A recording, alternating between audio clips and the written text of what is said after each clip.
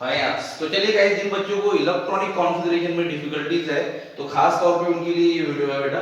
देखते हैं अपन topic electronic configuration. Electronic configuration configuration तो what is the meaning of configuration? Configuration का मतलब होता है बेटा अरेंजमेंट, ठीक है। यानी द डिस्ट्रीब्यूशन या arrangements of electron in the shell, subshell and the orbital is called as electronic configuration. इसको इलेक्ट्रॉनिक कॉन्फ़िगरेशन कहा जाता है। अब देखते हैं अपन, बड़े ध्यान से सुनिएगा, क्योंकि बेटा ये इलेक्ट्रॉनिक कॉन्फ़िगरेशन जो है ऐसा कंसेप्ट है जो कि हम केमिस्ट्री 11 की बात करो, 12 की बात करो, BSc first second third MSc, यानी अगर जहां पर भी केमिस्ट्री अपने को पढ़ना है वहां वहां एलिमेंट्स की जब स्टडी करना है तो इलेक्ट्रॉनिक कॉन्फ़िगरेशन की बहुत ज्यादा जरूरत पड़ती है। इसलिए it is the most important concept, बहुत ही ज्यादा इंपॉर्टेंट कंसेप्ट है। चलिए देखते हैं। तो सबसे पहले क्या होता है बेटा? सबसे पहले होते हैं मेन शेल। मेन शेल, अगर कोई एटम का स्ट्रक्चर देखते हैं अपन, तो एटम का स्ट्रक्चर ये बीच में होता है न्यूक्लियस, जिसमें प्रोटॉन और न्यूट्रॉन होता है। न्यूट्रॉन में कोई चार्ज नहीं होता है और उसको सराउंडिंग किए होते हैं इस तरीके से शेल, ठीक है। इनको कहा जाता है मेन शेल, या इन्हीं को ऑर्बिट भी कहा जाता है। देखिए जरा, ऑर्बिट और ऑर्बिटल में फर्क है, ठीक है। तो पहला मैं जाता हूं यहां पर मेन शेल। कितने मेन शेल होते हैं? तो हमारे पास में 7 मेन शेल होते हैं, 7 main shell. It is based on the 7 periods. Periodic table चल ही रहा है हमारा, 7 पीरियड के हिसाब से बेटा 7 मेन शेल होते हैं, ठीक है। कौन कौन से होते हैं? तो अभी हमको जिसका काम है मैं वो लिखता हूं यहां पर कि पहला शेल का नाम है मेरा के शेल, दूसरे शेल का नाम है एल, तीसरे शेल का नाम है एम और चौथे शेल का नाम है एन, ठीक है। इस तरीके से ये हमारा मेन शेल हो गए हैं। एन ओ पी क्यू, इस तरीके से आगे भी आ सकते हैं, 7 तक है, ठीक है। क्लियर हो गया होगा सभी के बाद शायद मेन शेल। उसके बाद में होते हैं सब शेल, सब शेल, ठीक है। मेन शेल को ही और क्या बोल सकते हैं अपन? ऑर्बिट, इनको ही ऑर्बिट भी बोल सकते हैं, ठीक है। ऑर्बिटल्स अलग होते हैं। सब शेल, अब सब शेल कौन कौन से होते हैं? तो के में एक सब शेल होता है जिसका नाम होता है एस। एल में 2 सब शेल होते हैं जिसका नाम होता है एस एन पी। एम में 3 सब शेल होते हैं जिसका नाम होता है S P D. And N में 4 सब शेल होते हैं एस पी डी एफ। इसलिए हमने 4 शेल लिए हैं, यहाँ तक कर अपना कंसेप्ट कवर हो जाता है, ठीक है। तो ये हो गए सब शेल। उसके बाद में लास्ट में होते हैं ऑर्बिटल्स। ऑर्बिटल्स, ऑर्बिटल्स क्या होते हैं? तो ऑर्बिटल जो है बेटा एक ऐसी जगह है जहां पर इलेक्ट्रॉन प्रेजेंट रहते हैं, ठीक है। Electrons are mainly found in orbitals. जैसे फॉर एग्जांपल कि अगर हम बात करें बेटा, तो अपन मैं किसी से पूछूं कि भाई आप कहाँ पढ़ते हैं, तो किसी ने कहा मैं विद्या भारती कॉलेज में पढ़ता हूँ, किसी ने कहा कि भाई मैं ब्रिजाल बिहारी में शिवाजी में पढ़ता हूँ बेटा, ठीक है। तो अगर अपन देखें तो शिवाजी कॉलेज जो है या ब्रिजाल बिहारी जो कॉलेज है बेटा, ये मेन शेल हो गया, पूरी बिल्डिंग पूरा कॉलेज। बोलने वाला ये बोलेगा कहाँ पढ़ते थे भाई, तो वो बोलेगा ब्रिजाल बिहारी में। अच्छा, ब्रिजाल बिहारी में 11th भी है, 12th भी है, बीएससी भी, एमएससी भी है। सभी को पूछूंगा अगर मैं, तो सभी का जवाब क्या रहेगा? सभी का जवाब ये रहेगा कि हम ब्रिजाल बिहारी में पढ़ते हैं। ये हो गया मेन शेल। अब सब शेल बेटा, सब शेल क्या होता है? तो सब शेल वहां की अलग अलग बिल्डिंग, यानी 11 का अलग है, 12 का अलग है, 11 12 एक साथ, बीएससी की बिल्डिंग अलग है, एमएससी की बिल्डिंग अलग होगी बेटा। तो वो जो अलग अलग कॉलेज में बिल्डिंग्स है, वो बिल्डिंग हो गए उनके सब शेल। और वो बिल्डिंग के अंदर के जो रूम्स है, यानी जो कमरे हैं, जिसको क्लास बोलते हैं अपन, वो क्लास हो गए ऑर्बिटल। तो बच्चे कहाँ बैठकर पढ़ते हैं? हर एक स्टूडेंट बेटा पढ़कर बैठकर जो पढ़ता है वो ऑर्बिटल यानी क्लास में पढ़ता है।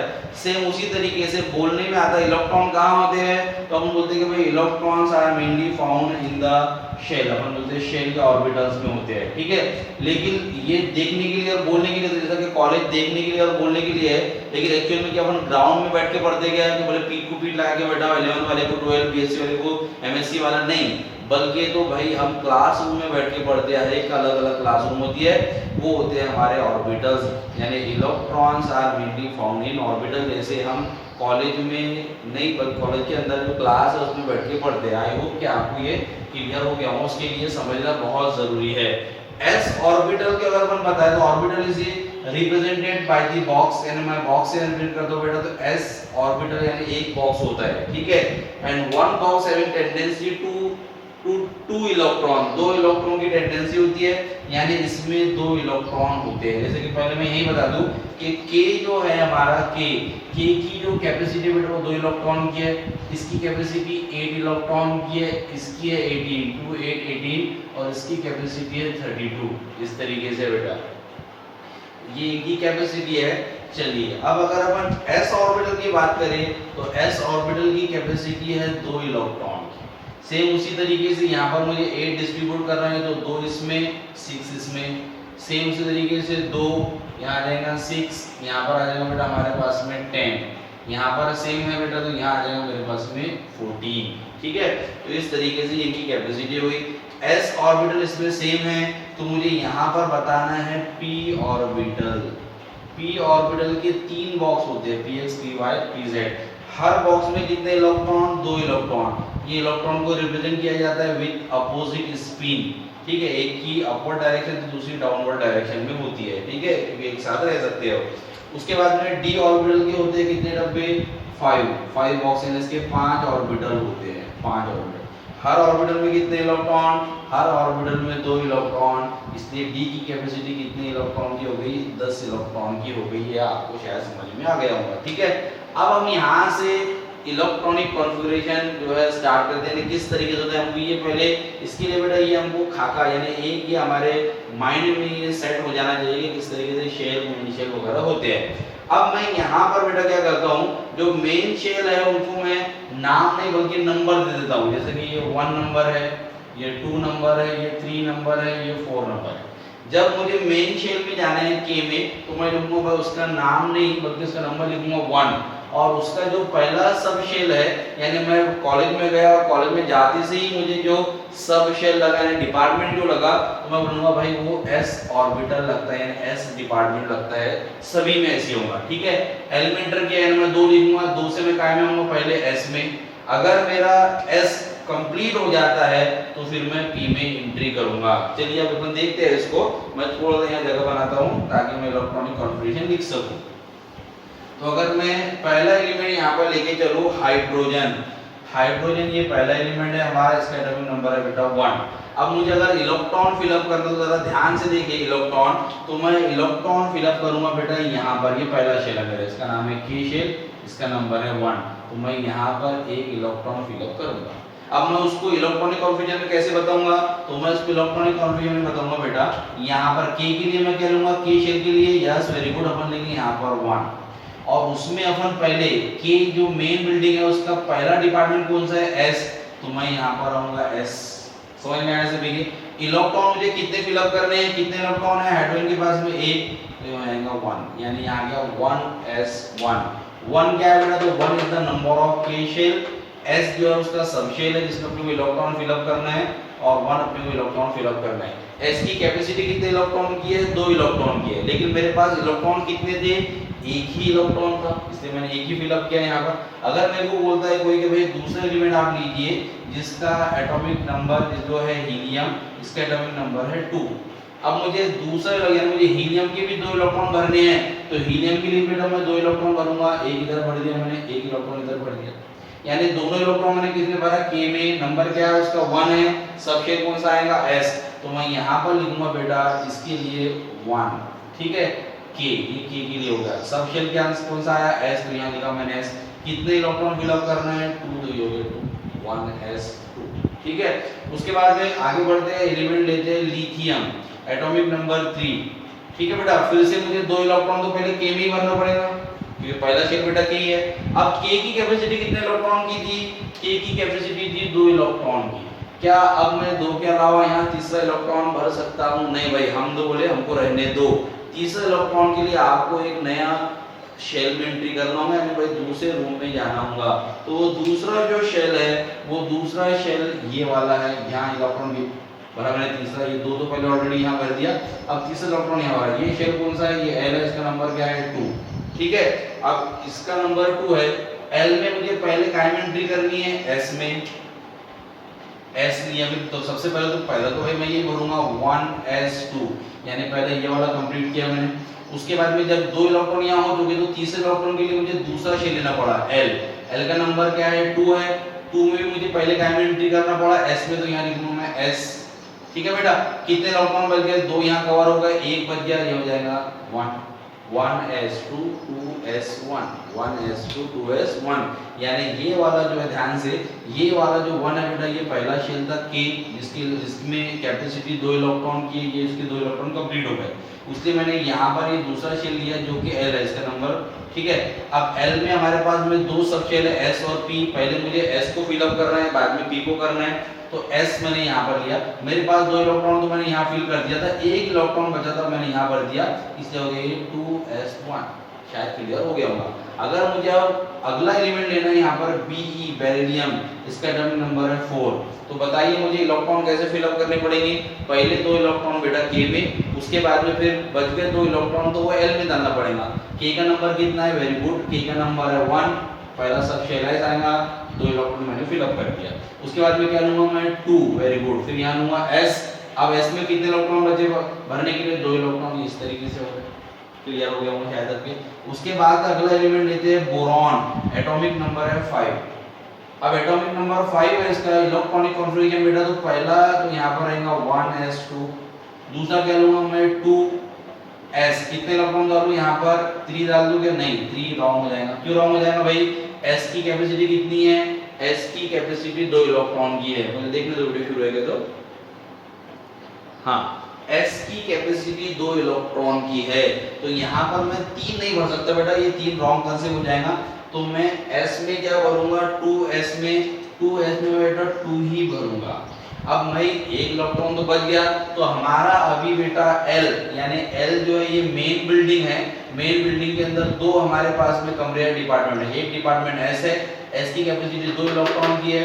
अगर L भर जाएगा तो मुझे दूसरे डिपार्टमेंट में जाना पड़ेगा P में, P अगर भरता है तब जाके L भरेगा, तो मुझे अभी L चेंज नहीं करना है बेटा, L के अंदर की यानी मेन बिल्डिंग के अंदर का ही डिपार्टमेंट चेंज करना है। तो मैंने पहले S पूरा कंप्लीट किया बेटा, जिसके आगे 2 ही था, उसके बाद में मैं यहाँ पर 3 नहीं लिखूंगा बल्कि 2 ही लिखूंगा। 2 क्यों लिखा, कि भाई 2 का पहले S भरा, अब 2 का अपन P भरेंगे, फिर लिखा है यहाँ पर 2P कितने इलेक्ट्रॉन 2 4, एक बचा बेटा तो यहाँ जाएगा 1। P को मैं कब तक भर सकता हूँ, जब तक कि यहाँ पर 6 इलेक्ट्रॉन ना हो जाए तब तक कर मैं भर सकता हूँ। ये बात को बार बार देखना ताकि क्लियर हो जाए आपकी। फिर आगे बढ़ता हूँ मैं, तो एलिमेंट है मेरे पास में कार्बन, एटॉमिक नंबर है 6, इलेक्ट्रॉनिक कॉन्फ़िगरेशन वेरी गुड, आपने सोच लिया होगा 1s2 2s2 ये दोनों कॉमन रहेंगे। अब 2p में कितना आएगा, तो वेरी गुड 2p आ जाएगा यहाँ पर 2 2 4 6। अगर मैं आगे बढ़ता हूँ तो मेरे पास एलिमेंट है बेटा नाइट्रोजन, एटॉमिक नंबर है 7, इलेक्ट्रॉनिक कॉन्फ़िगरेशन है 1s2 2s2 और 2p कितना 3। ठीक है, यानी अगर क्या मैं डायरेक्ट यहाँ पर एलिमेंट नियॉन ले लूँ, नियॉन का atomic number 10, electronic configuration 1s2 2s2 और 2p कितना आ जाएगा 6, वेरी गुड। अब अगर जरा यहाँ पर आप गौर से देखें तो ये बेटा हमारा है पहला शेल जो कि K था, जिसकी कैपेसिटी 2 इलेक्ट्रॉन की थी, कंप्लीट हो गया। यहाँ से यहाँ तक कर ये पूरा दूसरा शेल है। दूसरा क्यों है बेटा, क्योंकि यहाँ पर हमको ये देखना है कि इसके भी आगे लगा हुआ है 2, इसके भी आगे लगा हुआ है 2, यानी कि दोनों 2L के ही ये 2 टुकड़े थे Sp, जिनकी कैपेसिटी इलेक्ट्रॉन की 8 है। हमने इनको बांट के भरा, S में 2 P में 6, तो 2 और 6 8 हो गए। ये पूरा L है, L की कैपेसिटी 8 इलेक्ट्रॉन की थी, ये कंप्लीट हो गया। ठीक है, यानी अब अगर मुझे 10 के ऊपर कोई एटॉमिक नंबर लेता है 11 वाला, तो मुझे वो 11वें इलेक्ट्रॉन को जो है वो तीसरे शेल में डालना पड़ेगा। आई होप कि यहाँ तक क्लियर हो गया होगा। चलिए आगे वाले लेते हैं अपन, यहाँ से इलेक्ट्रॉन जो बीच के छूटे हैं वो आपने मुझे कंप्लीट करके बता देना। ठीक है, तो अगर मेरे पास में किसी ने एलिमेंट लिया यहाँ पर सोडियम, सोडियम हमारा एलिमेंट है Na, सोडियम का एटॉमिक नंबर है 11। अब इसका इलेक्ट्रॉनिक कॉन्फ़िगरेशन, इसका इलेक्ट्रॉनिक कॉन्फ़िगरेशन हो जाएगा बेटा 1s2 2s2 2p7 ले सकता हूँ क्या, नहीं, वेरी गुड। क्यों नहीं ले सकते भाई, 2p7 ये रॉन्ग कंसेप्ट हो जाएगा। क्यों रॉन्ग हो जाएगा, क्योंकि P की कैपेसिटी है 6 इलेक्ट्रॉन की, तो यहाँ पर हम 6 इलेक्ट्रॉन ही फिलअप करेंगे। ठीक है, अब मुझे क्या करना भाई, एक इलेक्ट्रॉन बच गया, एक इलेक्ट्रॉन बच गया, मेरा पहला शेल भी कंप्लीट है, दूसरा शेल भी कंप्लीट है विद 8 इलेक्ट्रॉन के साथ, जिसका नाम L था, ये K था। अब मुझे भाई एक इलेक्ट्रॉन बच गया फिलअप करने के लिए, तो मुझे लेना पड़ेगा न्यू शेल। न्यू शेल का नाम है M, हमको नाम से कोई मतलब नहीं, हमको नंबर चाहिए। नंबर क्या है इसका, यस वेरी गुड, इसका नंबर है 3। अब मुझे M में भी पहले काय में इंटर होना है, S में इंटर होना है, S फिलअप करूंगा, फिर P फिलअप करूंगा, फिर D, तो फिर यहाँ पर आ जाएगा मेरे पास में 3S। कितने इलेक्ट्रॉन बच गए थे, 1, 3S1, क्लियर हो गया होगा। उसके बाद में एलिमेंट लेता हूं मैं दूसरा, मैग्नीशियम Mg, एटॉमिक नंबर 12। इस तरीके से फिलअप करेंगे, तो फिलअप करेंगे बेटा 1s2 2s2 2p6, यहाँ होगा 10, यहाँ होगा मेरे पास में 3s2, ये हो गया 12। ठीक है, अगर मेरे पास में एलिमेंट आ गया बेटा Al, aluminium, atomic number 13, electronic configuration क्या होगा, इलेक्ट्रॉनिक कॉन्फ़िगरेशन होगा 1s2 2s2 2p6, ये हो गया 10। अब यहाँ पर क्या मैं 3s3 लिख सकता हूँ, नहीं ये रॉन्ग हो जाएगा। क्यों हो जाएगा रॉन्ग, क्योंकि s की कैपेसिटी कितने की है, s की कैपेसिटी 2 ही इलेक्ट्रॉन की है, तो s मेरा यहाँ पर 2 इलेक्ट्रॉन से मैं फुलफिल करूंगा। अब बच गया भाई एक, मेरे पास में एक इलेक्ट्रॉन बच गया, तो एक इलेक्ट्रॉन के लिए क्या करूंगा मैं, क्या मैं नया शेल लूंगा, नहीं। अब मुझे इसी बिल्डिंग में दूसरे डिपार्टमेंट में जाना है, जिसका नाम P है। ठीक है, P के आगे कौन सा नंबर आएगा, यस वेरी गुड, P के आगे जो नंबर आएगा वो तीसरा आएगा, ये आएगा 3P। कितने इलेक्ट्रॉन बचे थे, 1, यानी अब मैं P को फिर से कहां तक फिलअप कर सकता हूं, जब तक ये 6 इलेक्ट्रॉन हो जाए, यानी P की कैपेसिटी क्या है बेटा, 6 है। जैसे कि एक और एग्जांपल लेके चलते हैं, एल्यूमिनियम के बाद में मैं थोड़ी जगह बना लेता हूं। एल्यूमिनियम के बाद में अगर मैं देखूं सिलिकॉन, एल्यूमिनियम के बाद में मेरा एलिमेंट होता है Si, silicon, atomic number 14, electronic configuration 1s2 2s2 2p6, ये हो गया 10, यहाँ पर हो गया बेटा 3s2, ये हो गया 12। अब 3p में कितना जाएगा, तो 3p में जाएगा 2। ठीक है, ये हो गया 3p2, ये हो गया अपने पास में 14 14। अगर मैं डायरेक्ट बेटा यहाँ पर ले लो element Ar, argon, noble gases, atomic number 18 18, देखिए जरा इलेक्ट्रॉनिक कॉन्फ़िगरेशन किस तरीके से होगा, 1s2 2s2 2p6, ये हो गया 10। उसके बाद में रहेगा 3s2, ये हो गया 12 बेटा, और 3p6, ये हो गया 18 18, ये हो गया मेरे पास में 18 18। यहाँ तक के क्लियर हो गया होगा। बीच के जो है वो आप खुद करके देखेंगे, यानी मैं P को 6 तक के भर सकता था, मैंने भर दिया। अगर मेरे पास में अब 18 के बाद वाला कोई एटॉमिक नंबर आता है, तो जरा सा इंपॉर्टेंट है, यहाँ जरा ध्यान से देखेंगे कि हम उनको किस तरीके से इलेक्ट्रॉनिक कॉन्फ़िगरेशन उसका करेंगे। पर मुझे देखने दो, हाँ चलिए वीडियो शुरू है, थोड़ी बड़ी हो जाएगी कोई प्रॉब्लम नहीं है, लेकिन पूरा कंसेप्ट कवर होना चाहिए। अगर मैंने भाई यहाँ पर जो है वो 18 के बाद का एलिमेंट लिया पोटेशियम 19, थोड़ा इसको स्टार लगाएंगे अपन, क्योंकि ये थोड़ा सा इंपॉर्टेंट है। इंपॉर्टेंट क्योंकि इसका इलेक्ट्रॉनिक कॉन्फ़िगरेशन थोड़ा हटकर है। अब देखिए जरा ध्यान से किस तरीके से अपन लेंगे बेटा, तो इसका 1s2 2s2 2p6, ये हो गया 10, 3s2, ये हो गया 12, 3p6, ये हो गया बेटा यहाँ पर 18। अब कायदे से तो अपने को ये बात समझ में आ रही है बेटा, बहुत ध्यान से सुनो, यहाँ पर कायदे से तो अपने को ये बात समझ में आ रही कि 3p के बाद में आना चाहिए 3d, 3p के बाद में क्या आना चाहिए 3d, लेकिन बेटा यहाँ पर ये नहीं होता है। 3p के बाद में 3d नहीं आता, बल्कि मुझे 3p के बाद में डायरेक्ट चौथे शेल में जंप करना पड़ता है, जो कि हमारे पास में n नंबर है 4, और n में भी मैं पहले काय में एंट्री करूंगा, n में मैं पहले एंटर करूंगा s में, जो कि है 4s।